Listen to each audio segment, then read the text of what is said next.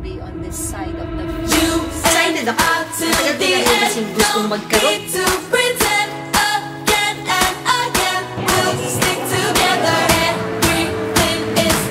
Isang linggo ka nang nagbumuni sa resort. Kasama siya talaga. You cannot always perfect life. Nagme-melt. Sarap. Pagka healthy tayo, mayaman tayo.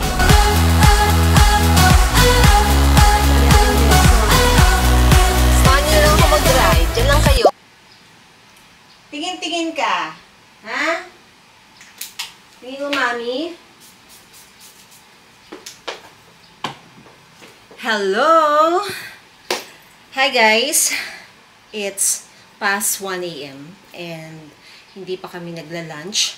Hindi ako nagluto at dahil dyan, lalabas tayo. And also, we need to buy some essentials. Essentials. Di ba yung essential na uso nung pandemic? Ayun na nga. Hinihinga ng mami nyo. Kasi bumaba ako. Merong delivery. And if I'm not mistaken, this is a camera. A mini camera na Insta 360, yung maliit. Let's see. Yung mami yung hindi mateki. And this is now my problem kung paano ko siya gagamitin. Gusto ko plug and play lang. Pero excited ako. Matagal ko na rin kasing gustong magkaroon nito. Pero ayokong bumili. At dahil dyan, may nagpadala. First things first, we have Insta360 Go 3S. Ayan. It's a tiny mighty 4K cam. Wow! Focus. Ayan. O, diba? At sabi dito, it's lightweight and portable. 39 grams lang, guys. Iba? Kaya pala, sobrang ga. 128 GB. And then, may kasamang tripod. Okay. Another is quick release mount. So, complete ang setup. And then, meron ding carry case. Wow. At dahil dyan, gagawa ng lakad ang mami nyo para magamit niya ang kanyang Insta360 Go 3S. Yes? Yes. Oh, pwede rin siya underwater. Waterproof to 10 meters. So, let's do unboxing. Yan. Hindi ko sure kung ito yung sinasabit sa harap para makukuha mo yung forward mo, ganun. Parang Hazel is messaging. Shook. Ay, dapat pala tiniktok ko. I think the color is black. Ah! Ayan na nga po. Okay. This is the main cam. Usually, pagka meron akong ina-unbox, guys, hindi ko siya nababalik ng tama. This one, what's this?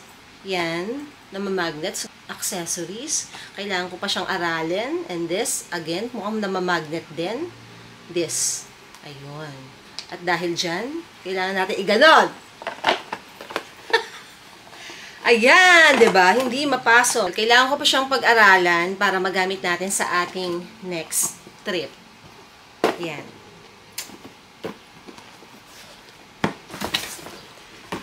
Ang cute naman ang lalagyanan. O, diba? Secure na secure ang ating Insta. Dahil meron siyang sarili niyang casing. Ah, very nice! Pinagbubuksan na talaga ng mami niyo lahat. Kahit na oh, so ayun siya, guys. Hindi ko alam kung magagamit ko na to agad-agad o later pa. Bakit kasi binuksan ko? Anyway, balik natin. It's the tripod. Really unboxing, no? Ang nice, ang ganda. We gotta go. Nagugutom na po ang mami niya. Meron akong lipstick dito. Kakabukas ko lang. Pero hindi bagay sa akin. Baka type mo. Sige, first time ko lang ginamit. Red? Hindi. Parang pink. medyo. Try mo nga. Meron akong ano eh. Hindi nga. Parang hindi maganda yung kulay sa akin. Para akong ano. Maputi kayo eh. Okay, buti nga. Paano na yung lipstick na? Okay, let's go. Meron po tayong kasamang makulit. Gusto ko sanang makakuha ng kopya ng ano ko eh. Mm. Ano ko, laboratory. Meron mo sa akin na sa email, pwede kong i-print. Oh, Ta-print sige. na lang natin. Kasi pagpunta ko kay Chavez, mapakita ko yun. Kami po ng nanay ko ay nagpapa-lab test at iba pang mga test. So, nagpagawa kami ng mga blood test, yung mga cholesterol, creatinine, CBC, ganyan, potassium, magnesium. Basta, ay, biglang umulan. Ang taas na ng araw eh, ang init-init na. Bigla lang umulan. Bukso, tapos mawawala. Okay guys, nakastop lang kami dahil hindi ko alam bakit. Ba't ganun? Anyway, yun na nga. So, nagpapacheck up kami ni mother. Nagawa na namin yung aming mga blood tests. And then, ako po ay nag-stress test din. Tapos, ECG, chest x-ray, HbA1c. o yung mga SGPT something, yun. Kasama yun sa blood test. So, parehas kami ni mother. Ako po ay na-influence ng nanay ko. Oy, influencer siya. Sabi niya, may promo. Meron siyang kinuhang flyers, tapos pinakita niya sa akin. Sabi niya, ang mura ng blood test kasi anniversary daw ng premiere. At talaga, tapos sabi ko, sige nga, dahil matagal-tagal na rin yung last test ko ng aking cholesterol. So, pina-check ko na din. And we have na the results. So, kami po ay makikipagkita sa doktor. Pero not today. Some other time, yun yung sinasabi ni mamang gusto niyang kunin yung copy. Pero sinend naman yung result sa email ko. So, i-print na lang natin. Huwag na tayong bumalik doon just to get a copy, mother. Health conscious ako talaga eh. O, diba? Hindi Health naman conscious. True naman. My mom is 78, turning 79 sa November. And when she was like in her mid-30s, lagi kong sinasabi, sakitin, halos sa ospital na kami tumira, pero imagine niyo sino makakapagsabi at that time na marireach niya ang 78, diba? Oh. Bindisyonan ka na ba? Hindi ko alam yun. So, ayun na nga. Kaya po, maingat si mother. Pag may nararamdaman, punta agad sa doktor. Nagkakaroon siya ng parang peace of mind and comfort kapag nakausap niya yung doktor, parang feeling niya goods na siya kahit hindi. Anyway, I am so hungry na. Gusto ko nang kumain. Oops, may pako. Hindi ko nakita. Isip ko bigla yung okoy sa Malabon. Ang sarap talaga nun. Parang gusto kong magpabili. Gusto mo pa-order tayo? Okoy sa Malabon. Okoy. Ang dami eh, nakakaano. Siyempre naman, kailangan masulit mo. Mga 6 pieces lang naman. O, tag-isa na tayo doon, di ba? O, ilang araw mo kakainin. Mantika naman eh. Naman, we cannot always perfect life. Lagi namang may mantika. Alam mo yun, i-manage mo na lang talaga yung mga mantika na yan. Speaking of that, in-upgrade ko na ang aming mga mantika. Before, canola. Dati, unang-una, vegetable oil. Tapos, nag-canola. Tapos, nag-palm oil. Lahat pala yun, hindi naman that good. 'Di ba? Pero, gumamit din ako ng coconut oil. And, currently, yung binili ko, olive oil. Dapat do kasi, olive oil, avocado oil, flaxseed oil. Ang alam ko lang, cooking oil. So, nung makita mo yung result ng iyong blood test, ay, parang kailangan ko ng mag-extra virgin olive oil. Kaya, ayun. Pag nagkakaedad talaga, guys, sa totoo lang, hindi naman sa umaarte tayo, no? Pero, ma-feel mo na kailangan mo na rin talagang piliin yung mga kinakain mo, mag-control sa mga bagay-bagay. Hindi na talaga katulad nung bata tayo na unli, diba? Hindi na pwedeng ganon. Parang, at some point, in your 30s, bigla ka na lang masiswitch into becoming more health conscious. Parang tinitingnan mo na mga kinakain mo, binibilang mo na ang mga calories, ang mga fats and all. So, ganun yata talaga yung progression ng life. Progression, lalim. wala namang masama, 'di ba? Na mag-ingat because really health is wealth. Kahit gasgas na yan, salita na yan, guys. Health is another form of wealth. Pagka healthy tayo, mayaman tayo. Yes? Yes. O, diba? Ang baby boy ko, ang kulit, oh.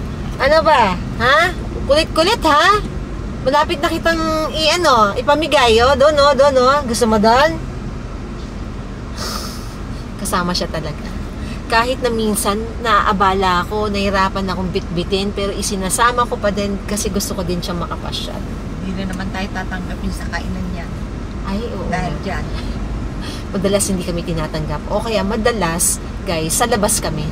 Hindi kami sa loob. At nakadyo na po siya ng kanyang rabies at sa kanyang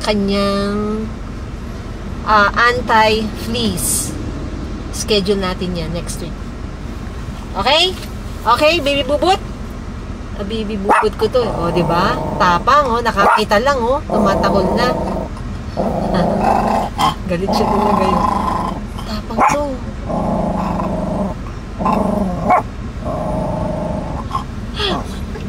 Panahon, maksak ang ulat, tapos kayo nawala.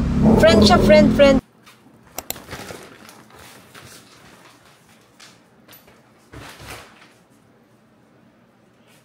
Ano?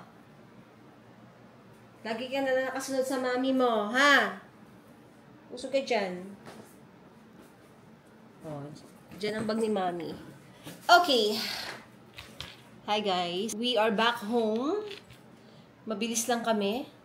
So, nag-lunch, tapos bumili ng supplements, tapos nag-Watsons, nag-National Bookstore, nag-French Baker, nag-yogurt, and then, uwi na.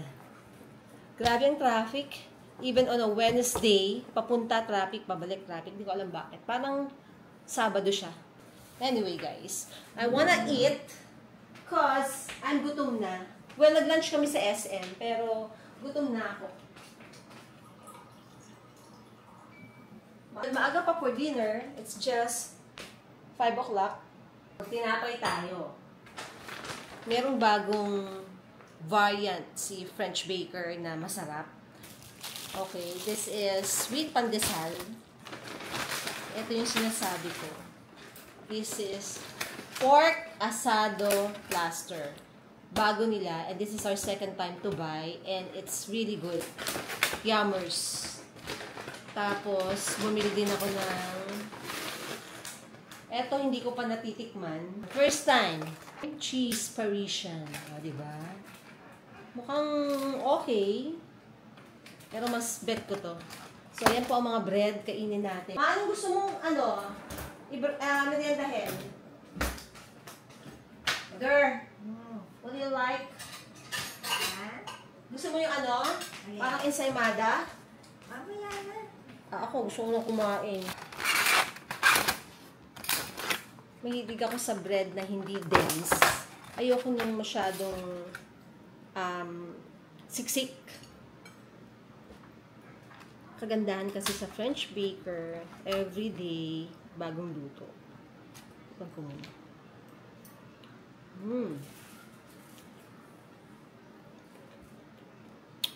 Yeah. Ensaymada. Tapos may cheese.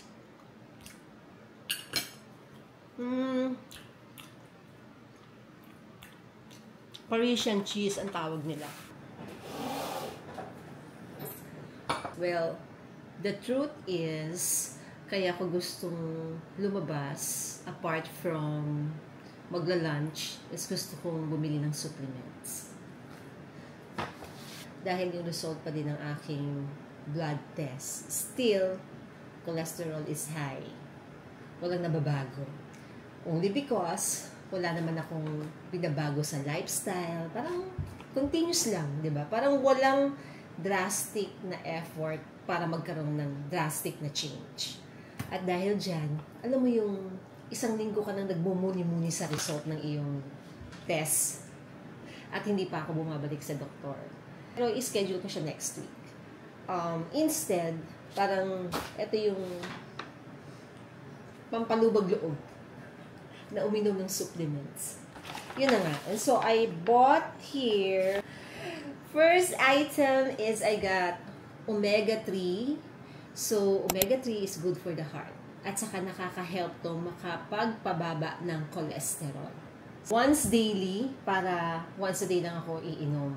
Hindi ko na kailangang isipin na meron akong iinumin sa tanghali saka sa gabi. Meron kasing hindi once daily eh. So, this is 90 soft gels. Good na to for 3 months. Pwede din to kay mama kasi si mother, mataas din po ang kanyang cholesterol. Next is, we have magnesium glycinate. Si magnesium glycinate, relieve ng anxiety, nakaka-help din siya kung meron kayong mga PMS, nakakapag-regulate din siya ng heart rhythm. This is also good for bone health. So, marami siyang advantage. Omega-3 and magnesium glycinate. So, next is, my mom bought, hindi ko alam kung bakit siya bumili nito, na meron siya mga pinapanood sa YouTube na mga about health, ganyan. So, narinig ko itong nire-recommend nung sa YouTube na pinapanood niya. Activated K2. So, it supports calcium metabolism. For the healthy heart and bones, syempre pagka tumatanda tayo, di ba? Yung heart is nag-iiba na. Pati ang bones natin, nagiging brittle na, di ba? So, ayan. Activated K2. Ilang beses ang inom nito?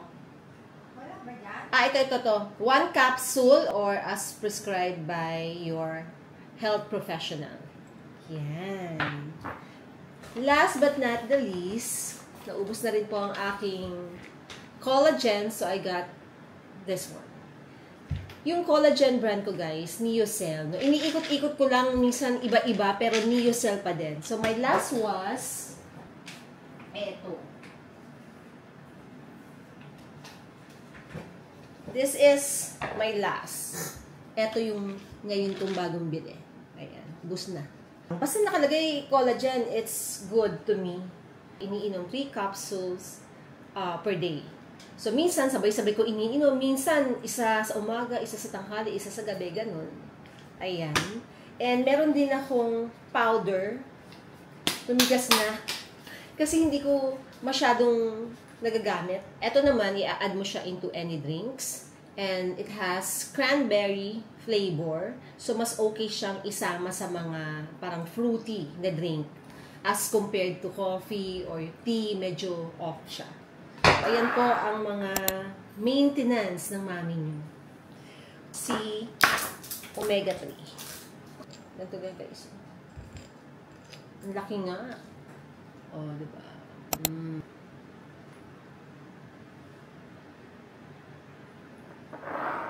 Yan. Good thing is once daily lang. This one naman, guys. Magnesium glycinate, as per instruction, take 1 capsule up to 3 times daily with food. So, dapat hindi gutom, no? At dahil nagugutom ako, hindi ko muna siya iinumin. Mamaya na lang. Mamang, ano ba tong activated kineme mo? Ang sabi naman dito, take 1 capsule with meal or as prescribed by your healthcare professional. Mother, I got some pangbuhok at saka tawag dito. Ay, ito. Favorite na favorite ko binibili sa Watsons. Floss. Okay.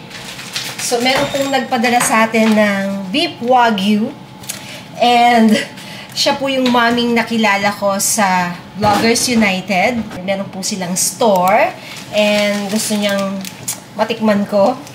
Kahit mataas ang cholesterol ko, titikman ko po siya ngayon.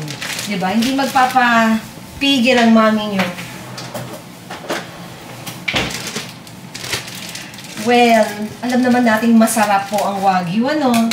At generally, hindi mo na ito kailangan timplahan. In fact, hindi na rin siya kailangan lagyan ng oils. Dapat mainit na mainit po yung kawali nyo. Tapos, lalagay nyo lang dyan to. Mag-oil na yan on itself. And then, ang seasoning niyan, maglalagay lang tayo ng salt and pepper. Ganun lang. Ang pagkain nito, hindi talaga marami. As in, alam niyo yun? Tikim-tikim lang. So, titikman ko lang siya ngayon kahit na cholesterol is high. Ayun. Hindi ko kailangan ng, here is our tong. Where's the tong? Ito na lang. Pwede na po. Okay. Init na ang ating kawali. Ilang piraso lang ang lulutuin ko, guys. Huwag marami, ha? As in. So, kanina, pinato ko na to from the freezer. Nato na siya. Hindi na siya masyadong matigas. Ayan. Uy, ang bango. 8 pieces lang ang lutuin natin. O, diba? Nag-o-oil, ha? Mommy Heidi's kawali is from YouTube Shopping. Ito yung nag-detach. Ayan. O, diba? Tapos kabit mo lang dito. O. So, depende sa inyo, guys, kung anong danes ang gusto nyo. Pero ako gusto ko is luto. Ayan. Gusto ko medyo luto yung mga sides. It's cooked now.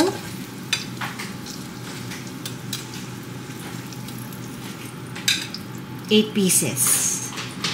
And ang ating seasoning ay salt and pepper from Japan. Nung binili ko to, hindi ko alam kung saan siya perfect. Kasi, nung ginagamit ko siya, mas marami yung salt. So, mukhang pang wagyu siya. So now, let's taste it. And, oh, yum, yum.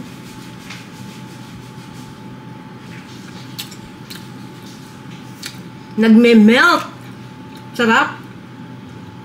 Ang cooking ko is medyo papunta na sa well done. But even then, I like it this way. Nagbaburst yung juice sa loob. Good! Yung baby boy ko nakatingin na. Gusto mo, ha? This is my fourth.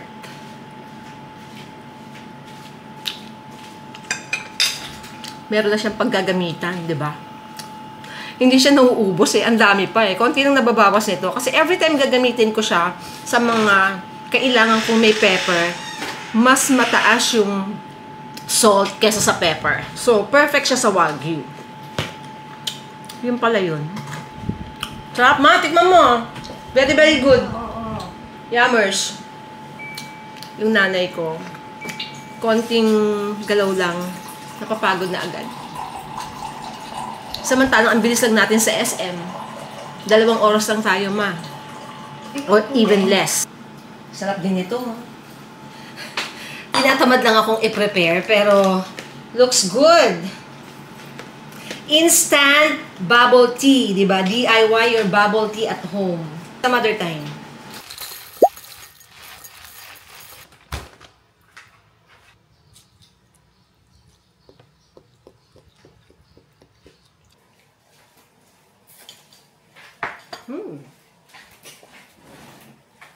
Right.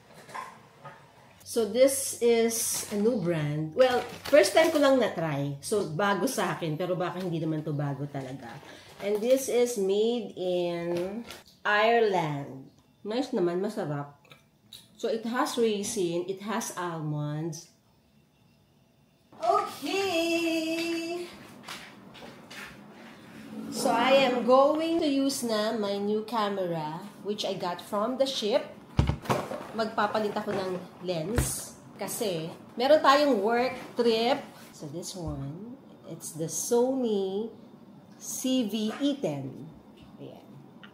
Tapos nilagyan ko na rin siya ng parang holder. Ganito rin naman yung pinalitan ko. So parehas lang sila kaya sanay akong gamitin.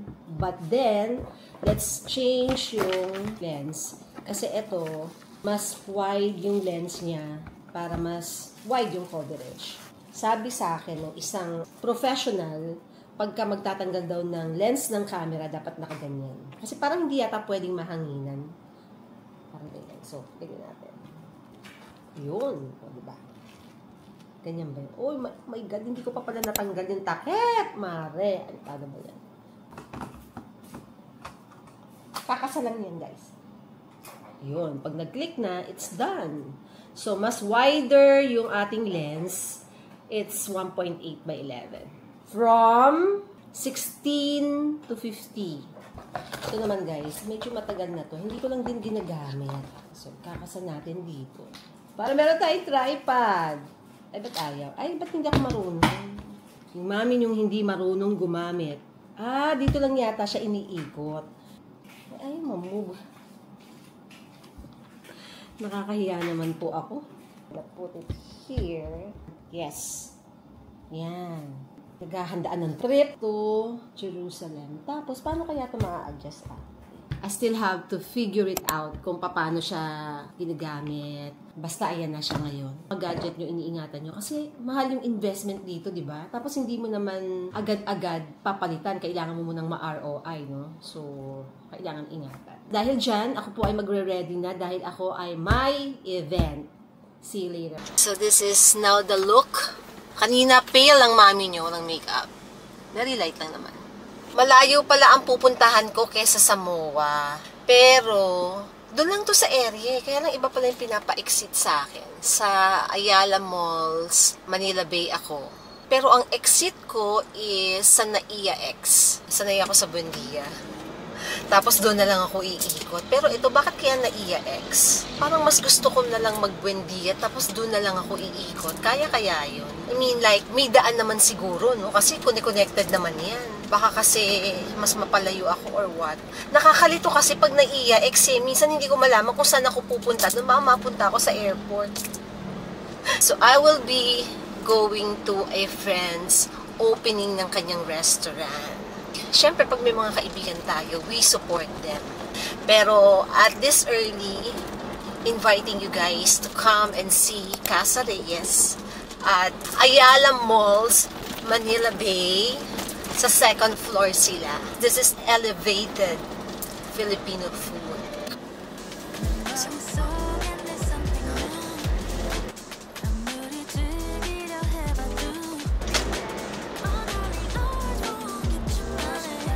Ano ba talaga? Itong waist ko parang sira.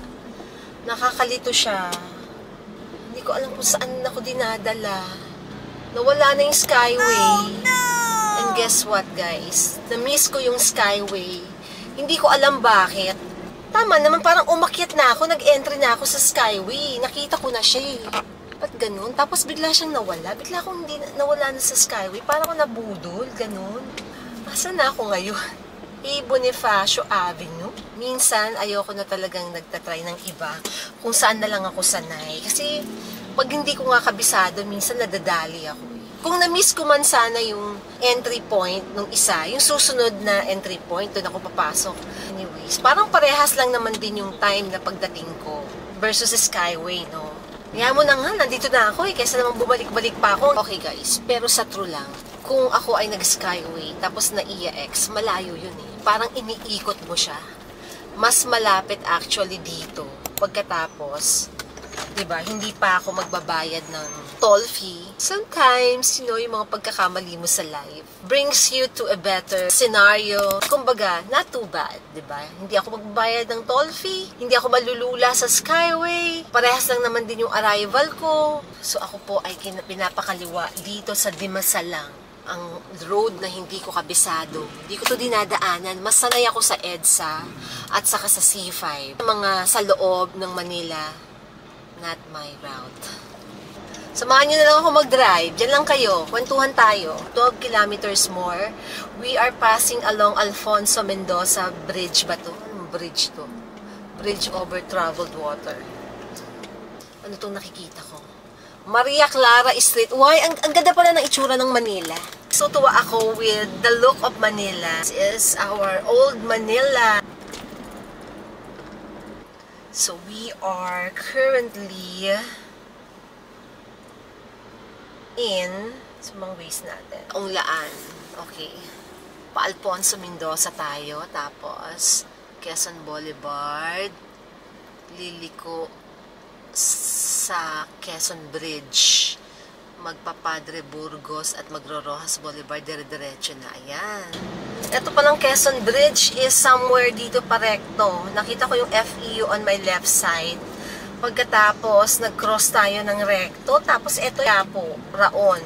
Diba? Ito pala tayo nadaan kung saan maraming mga sasakyan. Kung saan mabusy. But still, it's moving. So, okay na yan.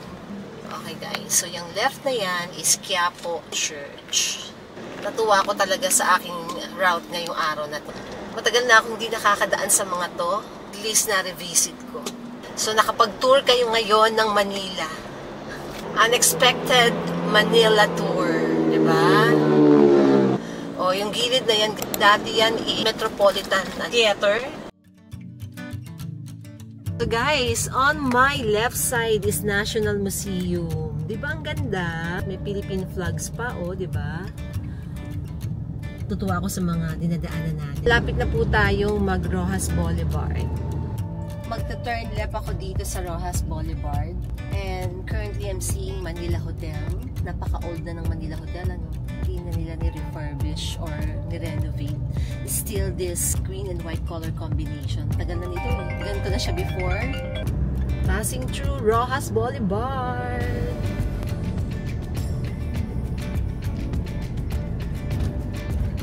Ating Manila Bay on this side of the fence.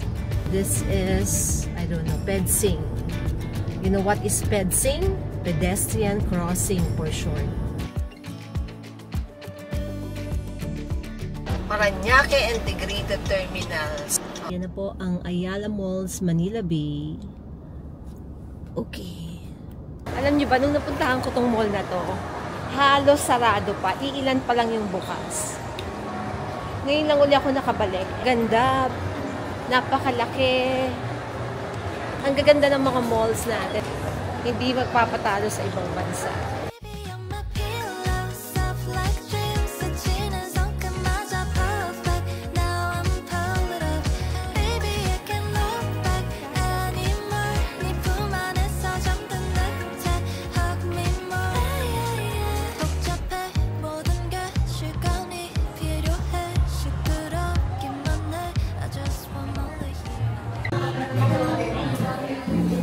They have gelato.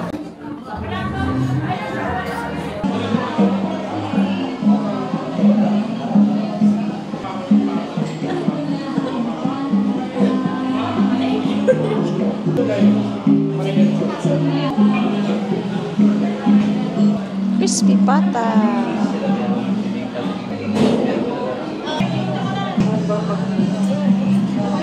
Never let him get you down. Gonna make you stay just fine. 이대로 모자라지도 넘치지도 않아. Cause I got my collection. Ako pressure naman kumain. Kaya mabis ko na. Pressure naman. Stress na nga ako sa kalye. Stress mo kayo. Fresh na fresh. This is Queen. Calamari style. Sarap. Guys, luchado. Napakaganda ng itsura. Sarap nito sa kanin. May rice. So good. Parang pag may bisita kang taga ibang bansa, ano? Dito mo sa dadalhin. Sarap, no? Appetizer. Tinapa lumpia with mango salsa. Good din. Pata kare-kare. Tapos meron din siyang kwalya. Masarap naman, Bia.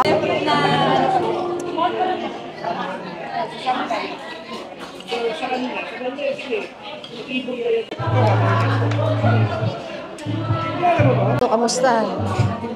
Crispy pata is on point.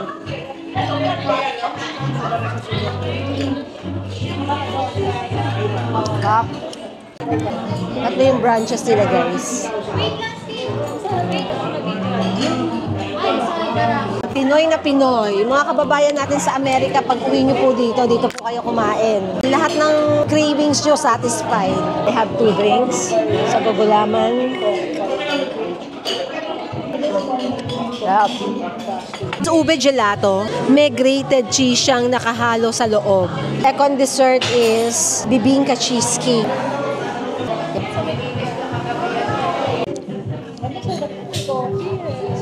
Oo nga, coffee or tea. Pampabagsak ng kinain. Thank you so much. Gusto to ng nanay ko sigurado. Event is done. I have something for Mamang. every song and there's something new. So, ayun ang ating kotse. Nagpa-valet ako. Nabusog ako sobra. Sarap ng mga pagkain. Okay, so next agenda is dentist. Okay, dito po sa may Dream Play. Bakit may parang train station? Pa-comment naman po sa mga taga dito sa area, anong train station yung bumabagtas na yun.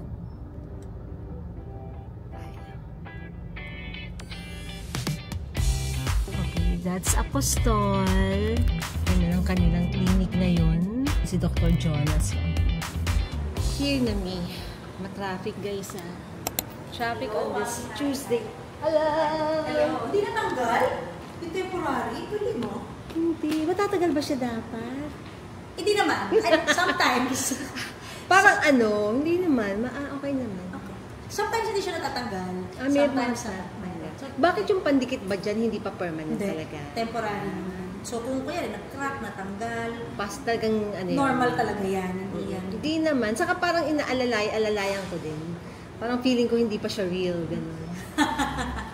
Sabi ko, ano, hindi ka nagme-message? Oo, pag-una parang Parang parang yes. hindi bagay yung time na bagong kabit tong aking smile makeover. Sabi ko, ba't parang ganito, Yes, parang ganito. yes, naalala Pero ko it yan. came to a point, nagising na lang ako isang araw, na ang ganda niya. Tapos every time when I wake up from then on, I always happy to look at myself. Yung videos ko, ang ganda ng smile ko pala. Yes, pero nung unang-una pa, bakit parang something is yun pala. So doon ko lang nagigets na, mag-a-adapt. It takes some time. Hindi agad-agad. Parang ito rin. Parang sinasabi pag shoes. Diba?